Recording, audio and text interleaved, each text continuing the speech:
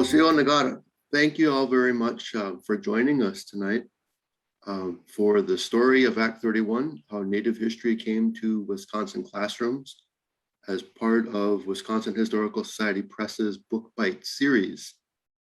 My name is J P Leary. I'm an associate professor of First Nation Studies, History, and Humanities at UW Green Bay, and the author of the story of Act 31. I'm very grateful to be with you this evening, and thank you for your time and your interest in the book.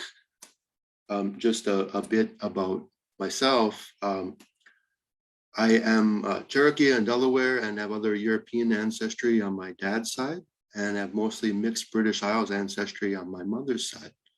So I'm a mixed kid of mixed European and Indigenous ancestries. And prior to coming to UW Green Bay, where I've taught for about 10 years now, I served for 15 as the American Indian Studies consultant at the Wisconsin Department of Public Instruction. And so it's sort of that background that I bring and share with you this evening.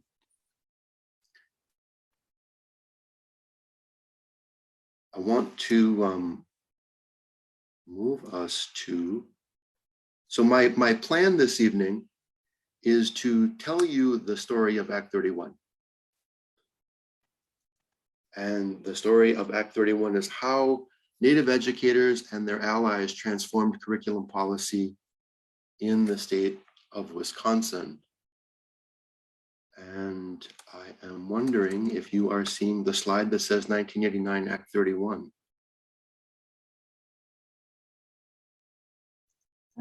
I'm seeing the title slide. Okay, I got it figured out. Thank you. I was having a moment. So yeah. 1989 Act 31 really refers, when we say Act 31 in Indian education circles, we're really talking about the 1989-1991 biennial budget bill. And like any biennial budget bill, it has new legislation and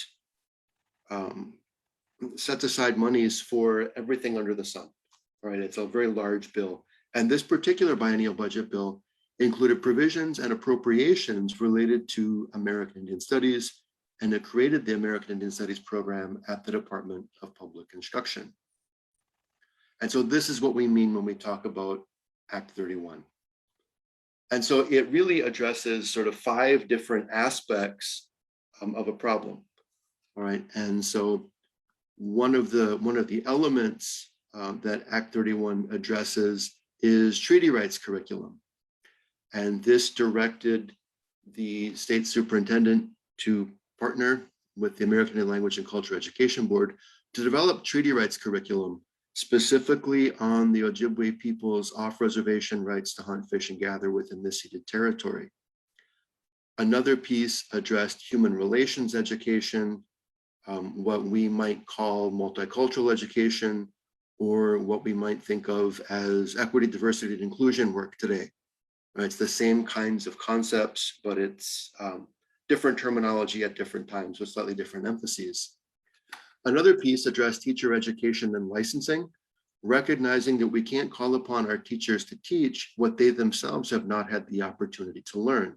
So this piece addressed requirements for teacher education at the pre-service level, as well as licensing requirements, particularly geared toward those who did their teacher education out of state or any continuing education kind of work. Another piece addressed instructional materials and library materials, really trying to equip our students to be able to be, as we might think about it now, to be global citizens, all right, to be good neighbors, regardless of where they might live, whether it's their hometown or all the way across the world. The next piece had to deal with social studies curriculum, and it very specifically, and it was the most specific curriculum content requirement enacted to date in that time, and it simply calls upon public schools, all public K-12 schools in the state of Wisconsin, to provide instruction in the history, culture, and tribal sovereignty of the federally recognized tribes and bands located in the state of Wisconsin, at least twice in elementary grades, K-8, and at least once in the high school grades. Provide instruction was the most specific content requirement in 1989. Wisconsin has a long history and a great deal of pride in local control, and that is itself part of the story of Act 31. I want to address some of the most frequently asked questions kind of on the front end. How did you write this, and where does it come from, and how long did it take you? Parts of it were part of my freshman comp paper at UW-Eau Claire. And in fact, substantial portions of the first few chapters have their origins in that research. I also know a number of the people, or knew a number of the people that were central to the story of Act 31. My mentor at UW-Eau Claire, Ron Satz, Vita Stone, who was central to it, Alan Caldwell, who I'll talk about at the end, Sharon Metz, who you'll hear about, Dana Jackson, Dorothy Davids, and many of the others I met in my time as a DPI American Indian Studies consultant. I also wrote my dissertation on this at UW-Madison called The Tangled Roots of Act 31. And folks often ask, well, why didn't you use that same title for your book? And the reason to me is simple. It's because I untangled them. And so now I'm telling the story. So the book addresses several different questions. And one of the things that kind of guided my work at DPI and still guides it is when it came to implementing instruction about history, culture, and tribal sovereignty in Wisconsin classrooms, we found that often teachers didn't have a good understanding of why we had these requirements, and they didn't know what the story was. And so a number of the people that I worked with at something called the American Indian Studies Summer Institute, we kind of came up with this saying, if you know why, you'll figure out how. And so this book really focuses on why. And so some of the key questions that are in the book is why the general public had such little understanding of Native history, culture, treaty rights, or tribal sovereignty. What opportunities to learn had past generations of Wisconsin students been afforded? What kind of information did popular textbooks and other instructional resources validate as official knowledge, that subset of those things that we should be teaching about in school, right? That our school boards and our state elected officials raise to the level of that which we carefully curate and transmit in our schools. And finally, how did Native educators and their allies transform curriculum policy in the state to, again, create what was at that time the most specific content requirements to date? And so the story sort of begins around the battle for treaty rights. And so the discussion begins around setting the context around tribal sovereignty, setting the context around treaty making between the United States federal government and the governments of tribal nations, and looking at that government to government set of negotiations, and particularly within the treaty territories that you see in the map here, the people reserve the right to hunt, fish, and gather within the ceded territory. And you can see this is roughly the northern 1/3 of Wisconsin, nearly the entirety of the UP, and a substantial portion of Minnesota. And the state governments had interfered with the exercise of those rights in the decades after the Civil War. For nearly a century, the state governments were interfering with the legal exercise of these rights. And so we see then the Voigt Decision in 1983. The United States Circuit Court took up a case that was initiated a decade before by two brothers from Le Coudray. And they were testing the existence and continued validity of the usufructuary rights, the right to use, hunt, fish, and gather on the land that the people had ceded. And there was a long history of state interference and people who were arrested and charged for violating state fish and game laws and were imprisoned. There was at least one incident of someone being killed by game wardens. And so the Tribble brothers, when they took their case to court, they were cited in 1974, and they were convicted. They were convicted of violating state fish and game laws. And so then it made its way through the courts on appeal, and their band, Le Coudray, and the other Ojibwe parties to those same treaties also became signatories in those suits. And the court upheld those reserve rights. They said those treaties, the rights that were reserved in those treaties, were affirmed. They were continued to be valid. And so a lot of the litigation happened for nearly the rest of the decade until 1991, dealing with the scope of the harvest, the biological factors involved in setting safe harvest levels, the safety factors around who could be engaged in the harvest and how and who would regulate that. All of those things were litigated over the next nearly a decade. And so what we have is, this is Walter Brissett, and Walt Brissett was an educator, an activist, an artist from Red Cliff. And I really like the way he put this. No one in this state was prepared academically, intellectually for the court ruling. The state educational system and the media simply didn't know American law, much less Indian law. So in the vacuum which was created by misinformation emerged the ugly head of racism. And so we see a backlash against treaty rights. And we see flyers like "Spear This," and you can see the political cartoon. I think you can make that out. It says, "Spear an engine, save a walleye, harvest Indians, not fish. Custer had the right idea." The public discourse, of course, was this is purely an economic issue, but what they were saying on the ground and in the newspapers and in other formats was this kind of rhetoric. And so in some senses, the story of Act 31 is a counter to the backlash.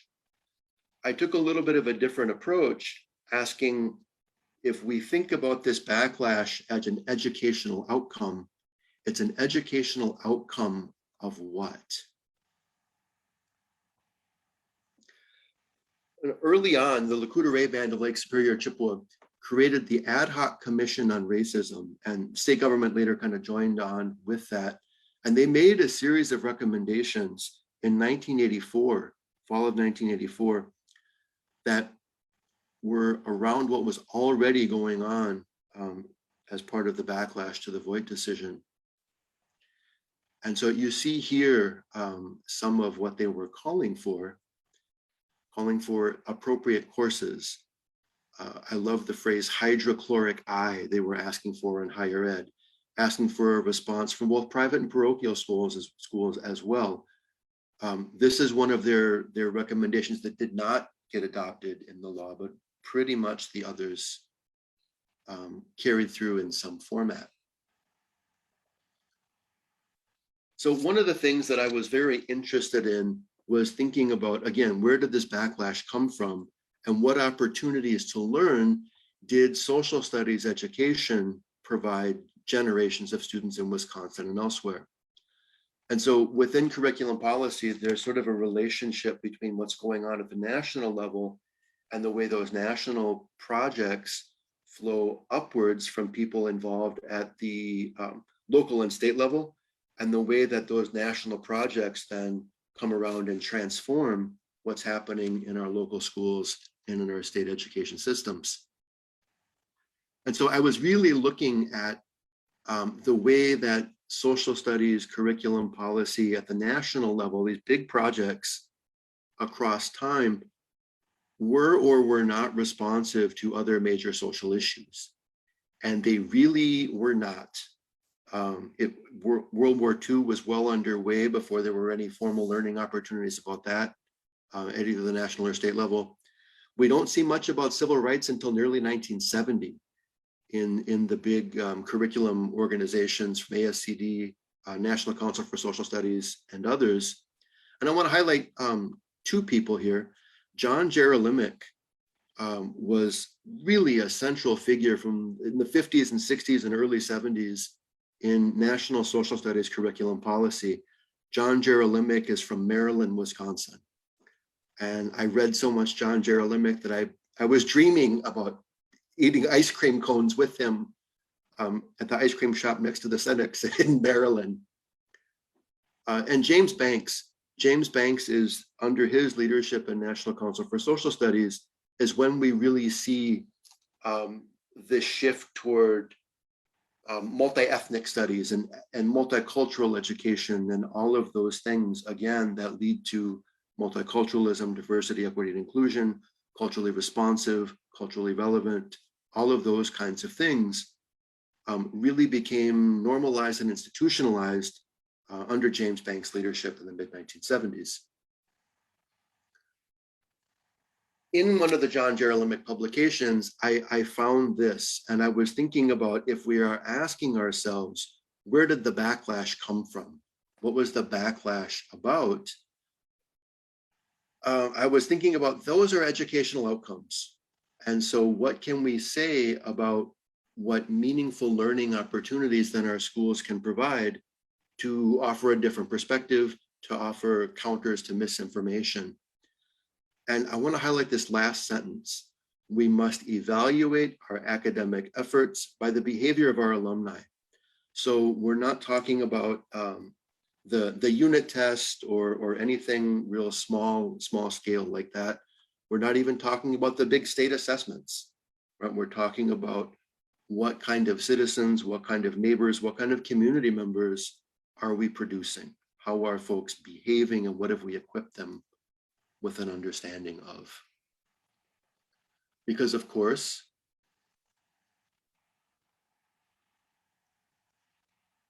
we were seeing this in many of our communities.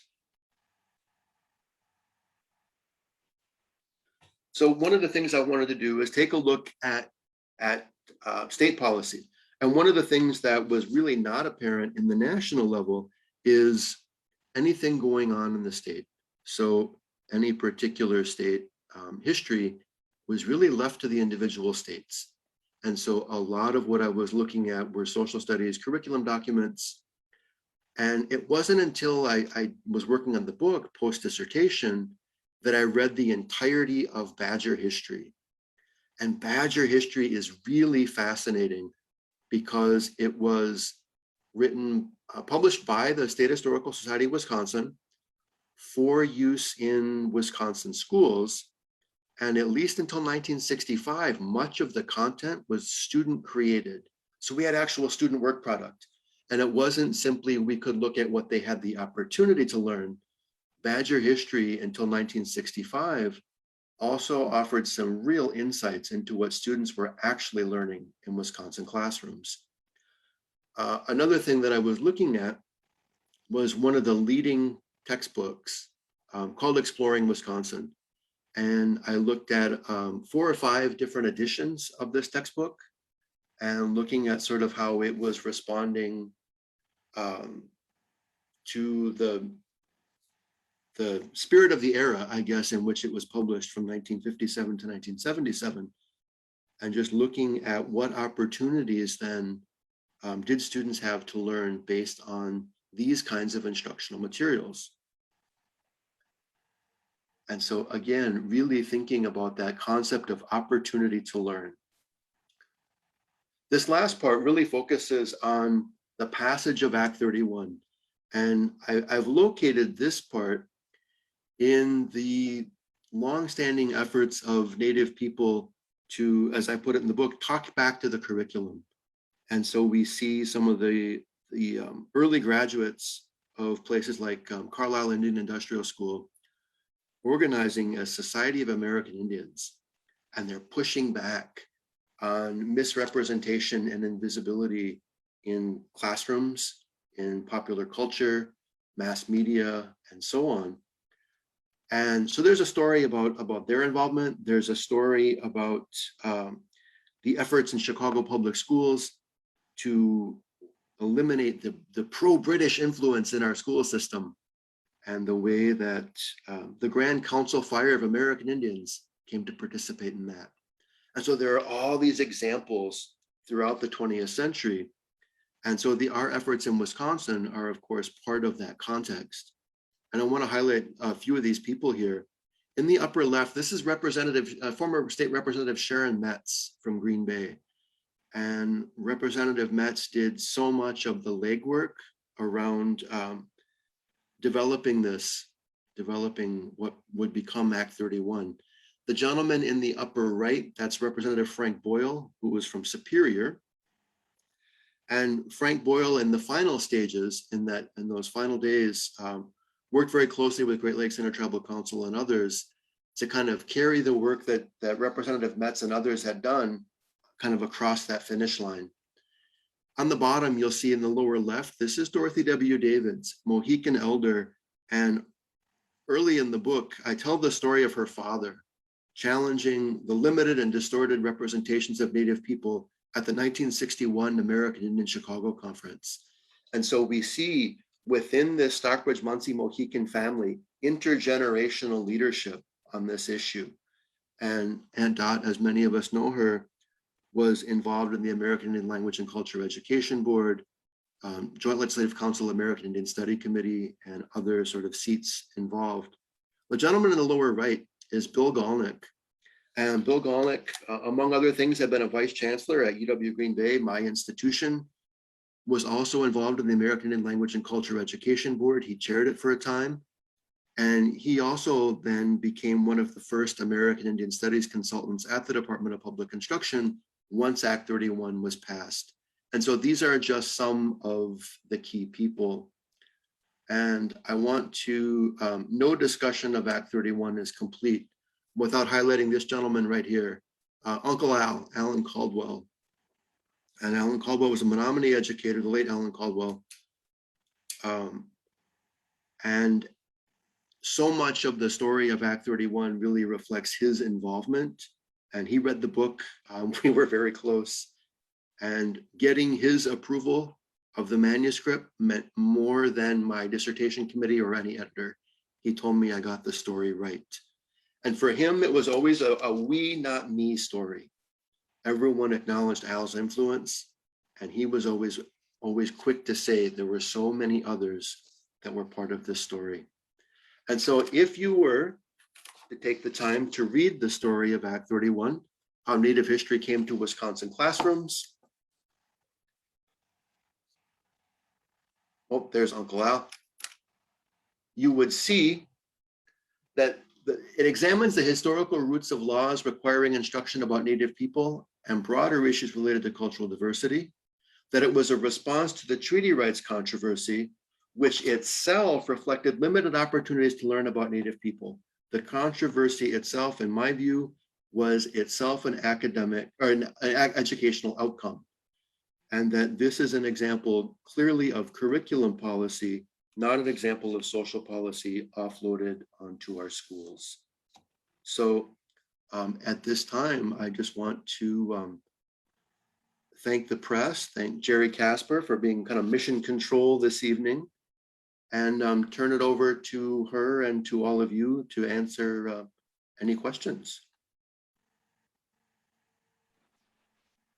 Jeff asks, has there been discussion about revamping or updating Act 31? There has been discussion over the years, and most recently it was the discussion focused on adding more specific content requirements and focusing on more specific grade bands. So rather than simply saying twice in elementary, meaning somewhere in K-8 and at least once in high school, the idea was there would be something in K2, something in 3-5, something in 6-8, and something in high school. And it was trying to define really what some key concepts within history, culture, and tribal sovereignty would be. One of the concerns has always been, some frame it in terms of enforcement, right? And so there's sort of an epilogue at the end of the book, which explains that this story, which in 1989 is really a victory story. But as we see, almost immediately, there's a pushback. There's a pushback around local control. There's a pushback related to content. There's a pushback related to treaty rights. There's a pushback related to multiculturalizing the curriculum. Some of the same kinds of concerns that are being expressed in school board meetings now around curriculum content were very much alive then. And so there isn't really an enforcement mechanism. And my view has always been that I'm not a cop, I'm an educator. And so what I want to do is really focus on capacity building efforts. Let's focus on what this looks like done well. Let's increase the capacity of our educational systems and all involved at every level to do this well, to understand why we have it, to understand what it looks like done well, to understand what it looks like, what it takes to do it well, and to identify exemplars and so on. And so that's really what I've wanted to do is let's look at exemplars like Jeff Ryan over in Prescott. Right? Let's look at exemplars like Paul Ricken in Black River Falls, Lori Miller in Bowler. There are these all-star teachers around the state that are teaching at different levels and different content focused on the peoples of their area, the peoples that they have relationships with. So thanks for your question, Jeff. And we have a question from Carol. She asks, how do you feel about the status of the implementation of Act 31? I'm disappointed. I'm disappointed, of course. And I think when we understand where this comes from and we understand that we want to, I believe anyway, live in peaceful collaborative communities. And so we need to have some understanding of each other. And I think when this is sort of put forward to teachers who we count on to really implement this, if it's put forward to them with the incomplete understanding of what its purpose is, and it simply becomes one more thing that they have to do, it doesn't become something to be infused into the curriculum. It becomes something to be sort of fit in somewhere. And that limited understanding of the origin and purpose, in my view, has been one of those things that has hampered implementation. And the fact that there have not really been a great deal of resources put toward professional development, put toward technical assistance around curriculum design, put toward the actual development of a lot of materials. And so there really are some gaps yet. And I want to acknowledge my friend and successor at DPI, David O'Connor, and just the tremendous work that he's done over the last 10 years, work that led him to be acknowledged by National Indian Education Association as Indian Educator of the Year.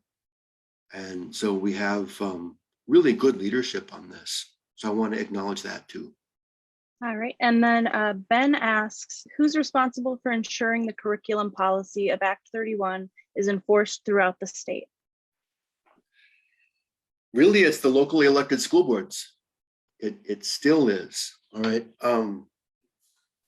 Up until the mid-90s, there were what were called the 20 standards audit teams. And those are different standards than we think of about the academic standards. They're sort of the 20 things you got to do to be a school. And Act 31 was reflected in those things. And there were, from the Department of Public Instruction, audit teams going out and looking at every school district in the state in I think it was a 7-year cycle, and looking at how they were implementing.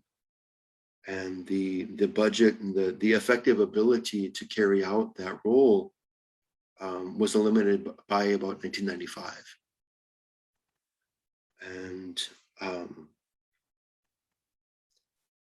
There are provisions in state law around filing a complaint with the state, and the remedies are quite limited.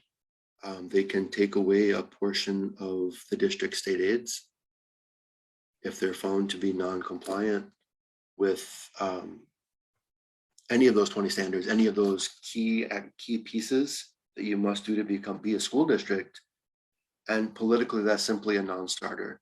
Resources are already too scarce in our state to make taking away resources from any school a viable option.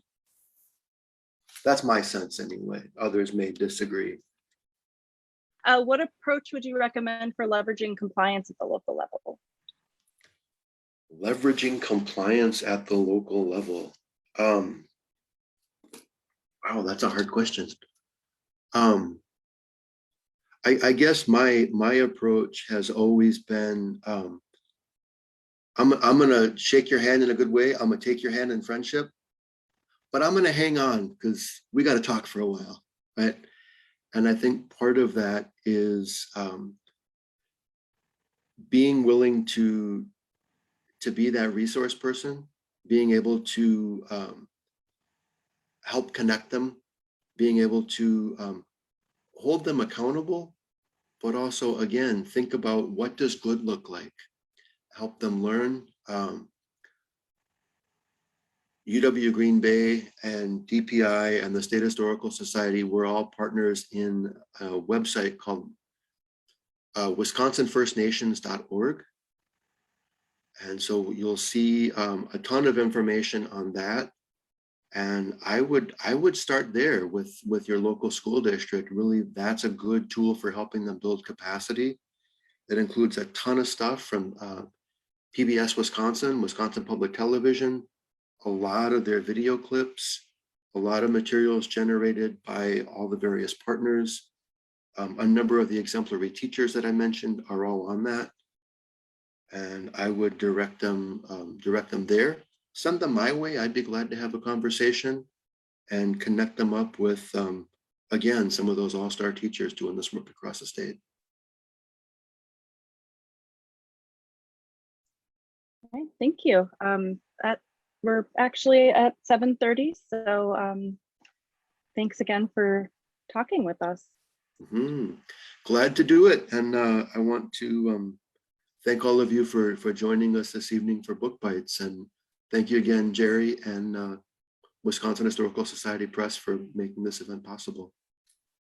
Take care, be well, be in touch as needed. Enjoy the book.